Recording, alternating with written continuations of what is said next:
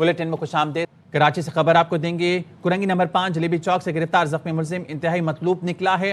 मुलजिम फैसल को फायरिंग तबादले में जख्मी हालत में साथी इस्माइल के हमरा गिरफ्तार किया गया। अदनान राजपूत से मजीद जानेंगे। अदनान, आगाह कीजिएगा इस बारे में। जी बिल्कुल, कुरंगी नंबर 5 जलेबी चौक के करीब अवामी कॉलोनी में पुलिस के हाथों मुकाबले के बाद जख्मी हालत में गिरफ्तार मुलजिम इंतहाई मतलूब निकला है।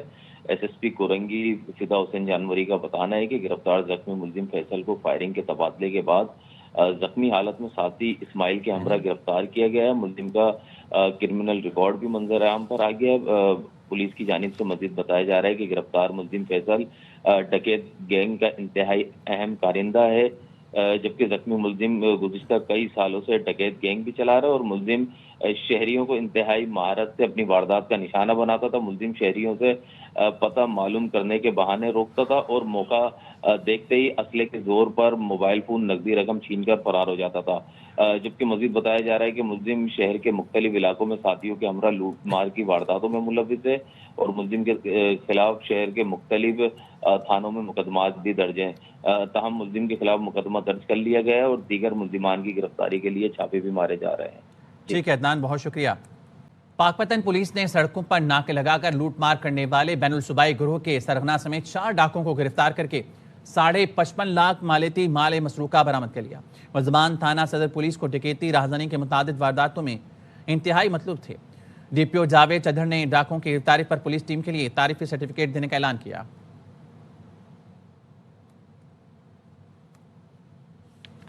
Sindh high court bar association के इंतखाबात में हसीब जमाली सदर मुंतखब हो गए। सेक्रेटरी की नशिस्त पर फरीदा जमाली ने कामयाबी समेटी। बैरिस्टर हसीब जमाली को 2679 वोट मिले। नायब सदर मुंतखब होने वाले तारिक अली जैकरानी तकरीबन 1500 वोट लेकर कामयाब करार पाए। फरीदा जमाली 2500 से जायद वोटों से सेक्रेटरी मुंतखब हुई। इंतखाबी अमल में 5000 से जायद वकीलों ने हक राय दही इस्तेमाल किया। नताइज के ऐलान के बाद वकीलों ने आतिशबाजी भी की।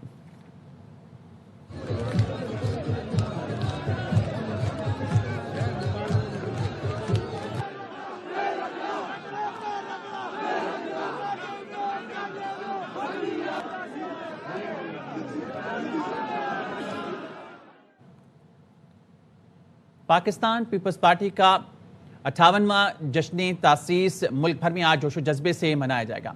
जुल्फकार अली भुट्टो ने 30 नवंबर 1967 को लाहौर में पाकिस्तान पीपल्स पार्टी की बुनियाद रखी। पाकिस्तान भर में 100 से ज्यादा तकरीबात मुनक्किद की जा रही हैं, जिनसे पीपल्स पार्टी के चेयरमैन बिलावल भुट्टो जरदारी आज कराची में बिलावल हाउस मीडिया सेल से शाम 4 बजे बराह रास्त खिताब करेंगे। पार्टी रहनुमाओं और कारकुनों की जानिब से शहीद जुल्फकार अली भुट्टो और शहीद मोहतरमा बेनज़ीर भुट्टो की जमहूरी जद्दोजहद को खराज अक़ीदत पेश किया जाएगा।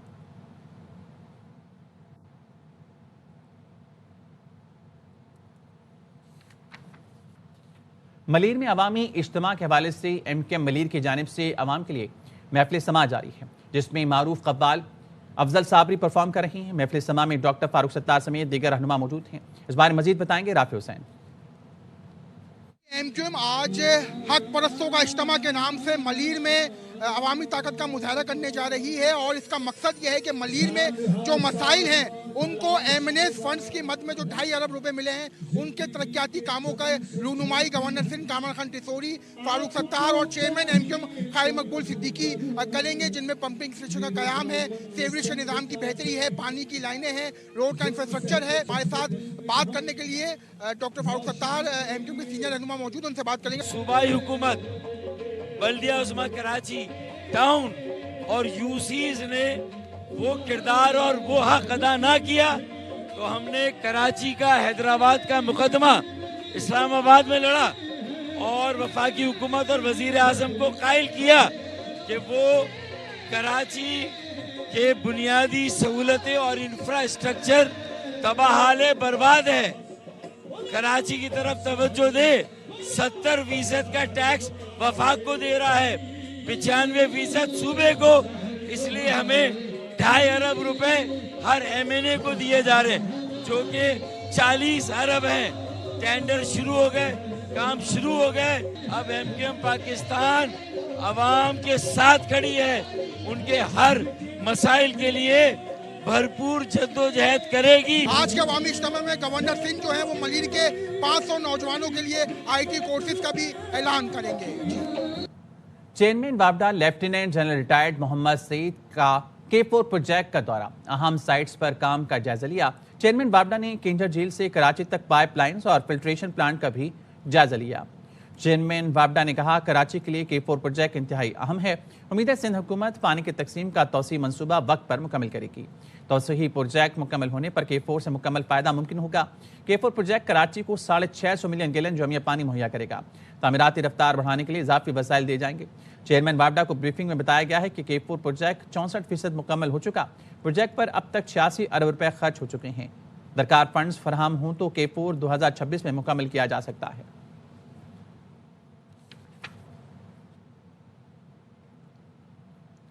पाकिस्तान नेवी का जहाज PNS सैफ श्रीलंका में हंगामी इमदादी सरगर्मियों में मसरूफ। पाक बहरिया जरूरत के मुताबिक मजीद इमदाद की फराहमी और मुतासिरीन की बहाली में तेजी लाने के लिए पुरज़म है। ISPR ने बताया, PNS सैफ कोलंबो में क़याम के दौरान साइक्लोन के मुतासिरीन की इमदाद में मसरूफ है। जहाज इन दोनों इंटरनेशनल फ्लीट रिव्यू 2025 में शिरकत के लिए श्रीलंका में मौजूद है। तूफान और शदीद बारिशों की तबाहकारियों के बाद पाकिस्तान बर वक्त इमदादी का फैसला किया। PNS सैफ ने मुकामी हुकाम को इंसानी हमदर्दी पर मबनी बड़ा इमदादी पैकेज फराहम किया। इसमें बुनियादी ग़िज़ाई अजनास, खुश्क राशन, फर्स्ट एड किट्स, एमरजेंसी अद्वियात और ज़रूरी इलाज शामिल हैं। मुश्किल घड़ी में पाकिस्तान का श्रीलंका के साथ इज़हार यकजहती बाहमी बरादराना ताल्लुकात की तौसीक़ करता है।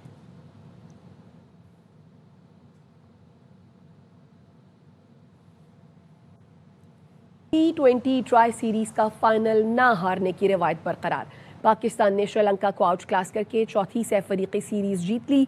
फाइनल में आइलैंडर्स को 6 रन से पछाड़ा। ऑलराउंडर मोहम्मद नवाज पिंडी में खेले गए फाइनल और सीरीज के बेहतरीन खिलाड़ी करार पाए। दोस्ती के जज्बे ने सीरीज को यादगार बनाया। मेहमान श्रीलंकन टीम ने खेल की असल रूह को जिंदा रखा, जो तारीख में हमेशा याद रखा जाएगा। चेयरमैन PCB मोहसिन नकवी की कौमी टीम को सीरीज जीतने और श्रीलंका को दिल जीतने की मुबारकबाद। कहा, पाकिस्तान ने बेहतरीन खेल का मुजाहरा किया। बेहतरीन हिकमत अमली, बेमिसाल इत्तेहाद और महारत ने टीम की मजमूई कारकर्दगी को शानदार बनाया। मेहमान खिलाड़ियों ने सीरीज जारी रखकर पाकिस्तान का साथ दिया। वज़ीर आज़म शहबाज शरीफ और सदर आसिफ जरदारी की भी पाकिस्तान को सीरीज में कामयाबी पर मुबारकबाद। श्रीलंकन कप्तान बेहतरीन इंतजामात पर PCB के शुक्रगुजार। पाकिस्तान में सिक्योरिटी जबरदस्त करार।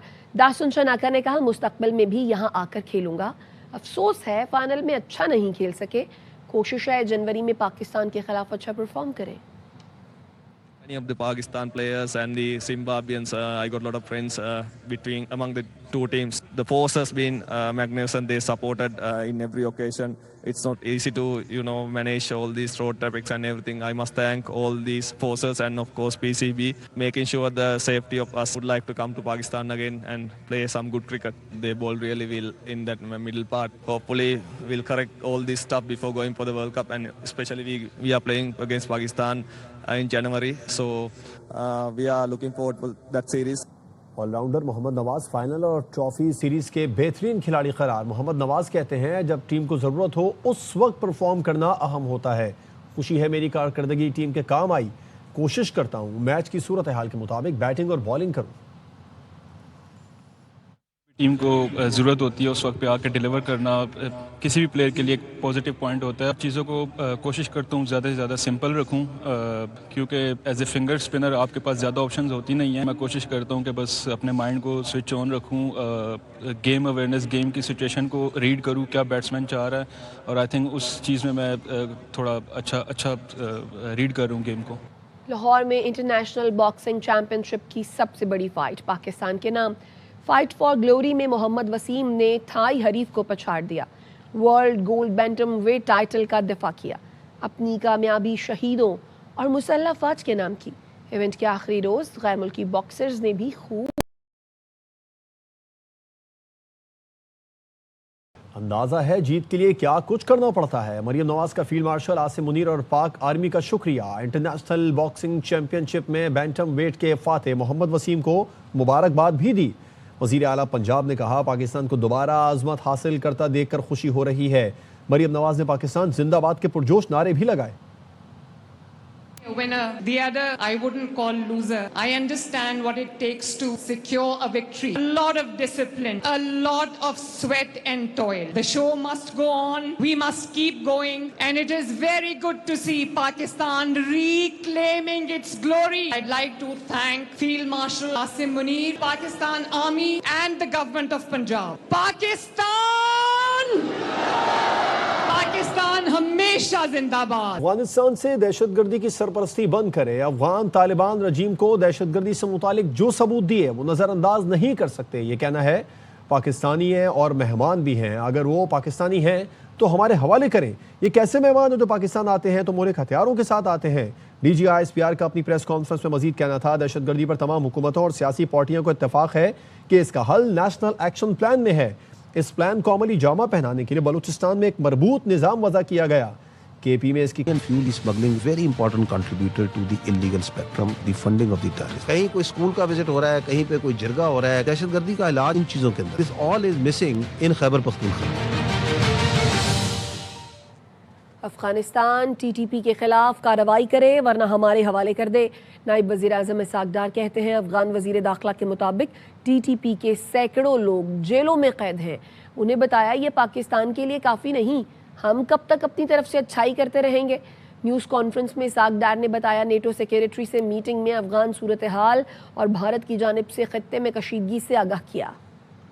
कौम को बताए वादे वईद किए, वो ये वादे वईद है, उसमें कोई ऐसा वादा नहीं है जो पूरा ना किया गया। सिर्फ एक बात, आप अपने मुल्क और सरजमीन को पाकिस्तान के खिलाफ दहशतगर्दी के लिए इस्तेमाल मत होने दें। आप इसका कला कमा करें। TTP को या तो कहीं दुनिया से दूर ले। बात की कि आप या आपका वो डेलीगेशन आके देखे, हमने कई सौ लोगों को जेल किया हुआ है TTP के, but this is not enough। Secretary general उनकी मेरी मुलाकात नेटो के हेडक्वार्टर्स में हुई। I briefed him on Afghanistan, counter terrorism concerns and India's detrimental actions to security and stability of our region. Pakistan को दशपेश सिक्योरिटी चैलेंजेस से निमटने के लिए जामे हिकमत अमली नागुज़ीर है। सदर आसिफ अली जरदारी का नेशनल डिफेंस यूनिवर्सिटी इस्लामाबाद में खिताब।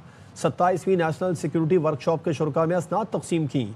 असली सलामती के चैलेंजेस से निमटने के लिए बाखबर क़यादत, कौमी हम आहंगी और मरबूत पॉलिसी साजी की अहमियत को उजागर किया।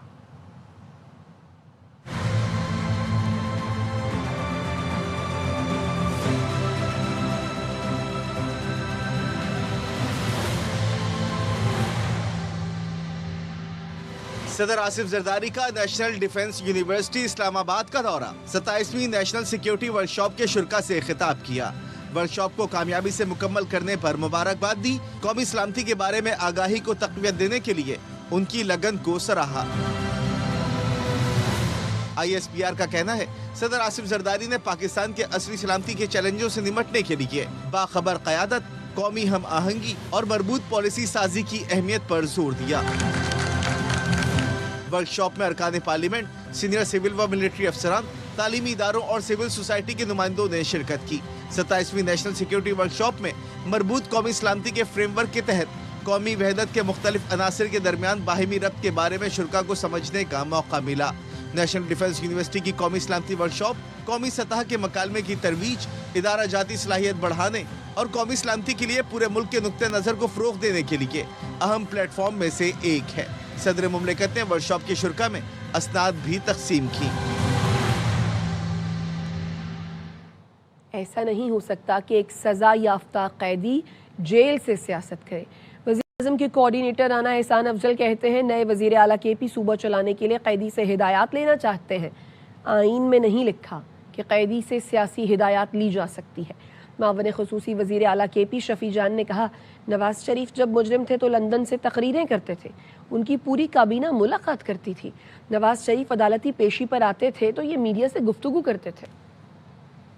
तो चीफ मिनिस्टर वो सियासी गाइडेंस वो खान साहब से लेना चाहते हैं कि उन्होंने सूबा कैसा चलाना है, तो आइन और कानून में लिखा नहीं हुआ कि एक सजा याफ्ता आदमी से सियासी गाइडेंस ली जा सकती है। और जो प्रिजन रूल्स हैं वो भी इस चीज की इजाजत नहीं देते कि एक कैदी सियासी तौर पे चीजों को चलाए जेल से बैठ के, या गाइडेंस दे कि सूबे की हुकूमत कैसे चलती है, उसको क्या करना चाहिए। नून लीग अपनी तारीख भूल जाते हैं। नवाज शरीफ जब मुजरिम थे और वो और लंदन चले गए थे तो ये वहाँ से तकरीरी भी करते थे, यहाँ से पूरी कैबिनेट भी जाती थी, इनसे मशवरे भी होते थे। जब ये जेल में होते थे, जब ये पेशी पे आते थे तो पूरा मीडिया से ये 20 मिनट 25 मिनट ये लोग खुद बात करते। अगर मियां नवाज शरीफ थे या शहबाज शरीफ थे या राना सनाउल्लाह थे, जितनी भी इनकी लीडरशिप थी।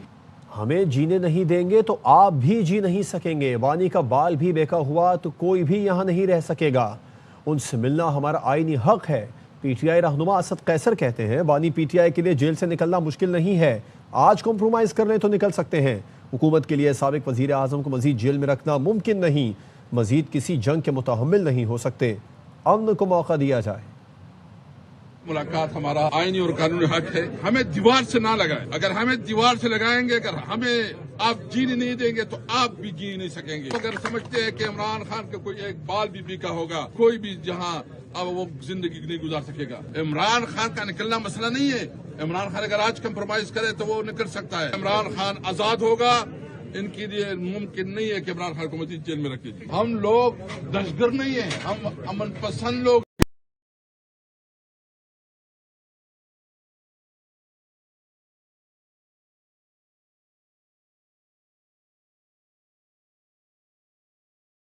कानूनी रास्ते अपना चुके मगर बानी से मुलाकात नहीं हुई। अब हमारे पास एहतजाज के सिवा कौन सा रास्ता रह जाता है। वज़ीर आला खैबर पख्तूनख्वा सुहेल आफरीदी का इंसाफ स्टूडेंट्स फेडरेशन की तकरीब से खिताब। कहा हमने 5300 अरब का हिसाब लेना है। कबायली अजला के इंजमाम के बाद सूबे को NFC में अपना हिस्सा नहीं दिया जा रहा। इस दफ़ा हम अपना हक लेकर रहेंगे। हमारे 2200 अरब के बकायाजात वफाक के ज़िम्मे हैं। स्पीकर पंजाब असेंबली मलिक अहमद खान कहते हैं कि जेल मैनुअल में कहाँ लिखा है वज़ीर आला खैबर पख्तूनख्वा को हर हाल में मुलाकात की इजाज़त है। मरियम नवाज को कई माह तक पाबंद किया गया। शहबाज शरीफ को खाना नहीं मिला। जेल सुपरिटेंडेंट ने मुझसे कहा था, बानी PTI ने रोका है। जेल मैनुअल में कहाँ लिखा है कि KPCM को हर हाल में जेल मैनुअल में मुलाकात करने की इजाज़त दी। मरियम नवाज साहिबा के साथ कितने माह इसी जेल मैनुअल के तहत उनको पाबंद किया गया। शहबाज शरीफ साहब को इसी जेल मैनुअल के तहत तो घर से खाना भी नहीं जाने दिया जाता। जेल सुपरिटेंडेंट ने मुझे कहा था इमरान खान ने रोका है, नहीं दे सकते।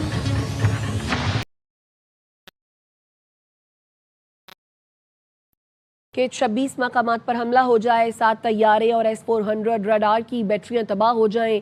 अफवाज पाकिस्तान के तर्जुमान लेफ्टिनेंट जनरल अहमद शरीफ चौधरी का भारतीय आर्मी चीफ के बयान पर रद्द-ए-अमल। कहा ऐसे ट्रेलर पर तो डरावनी फिल्म बन जाएगी। इस सब के बाद भी इन्हें पूरी फिल्म देखने का शौक है। रीजनल माइंड का we can't help anything. Indians के चीफ ने चंद दिन पहले कहा था कि जी हमने ऑपरेशन सिंदूर में आपको ट्रेलर दिखाया, जिस ट्रेलर में 7 जहाज गिर जाए, 26 जगहों पे हमला हो जाए, S-400 बैटरी चली जाए, तो अभी मेरा ख्याल है उसको हॉरर फिल्म पूरी देखने का उसका शौक है। उसकी एक वजह ये है कि दे हैव टू समहाउ अपनी इंटरनल पॉपुलेशन को उस डिफीट को किसी तरह विक्ट्री में किसी तरह बेचना है। तो they have to come out with such sort of return. India जो पाकिस्तान में है इसके पीछे बैरूनी आते हैं, this is foreign based social media, और बाहर बैठ के पाकिस्तान में आग लगा। रियाद के सवेद पार्क में ग्लोबल हार्मनी के नाम से पाकिस्तान कल्चरल वीक का आगाज़ हो गया। तमाम सूबों की सकाफत भरपूर अंदाज में उजागर की जा रही है। मज़ीद जानते हैं RY न्यूज़ के नुमाइंदे राजा मोहसिन एजाज से।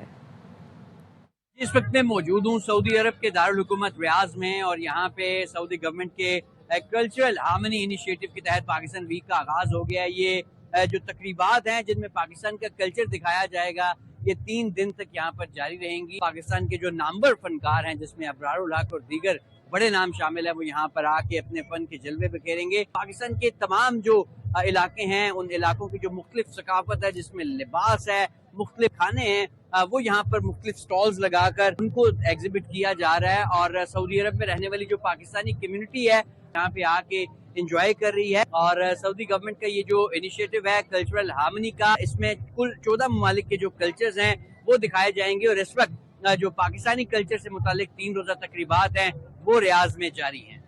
हैदराबाद में मौसम सरमा की दस्तक के साथ ही खुश्क मेवाजात की मांग में गैर मामूली इजाफा हो गया है।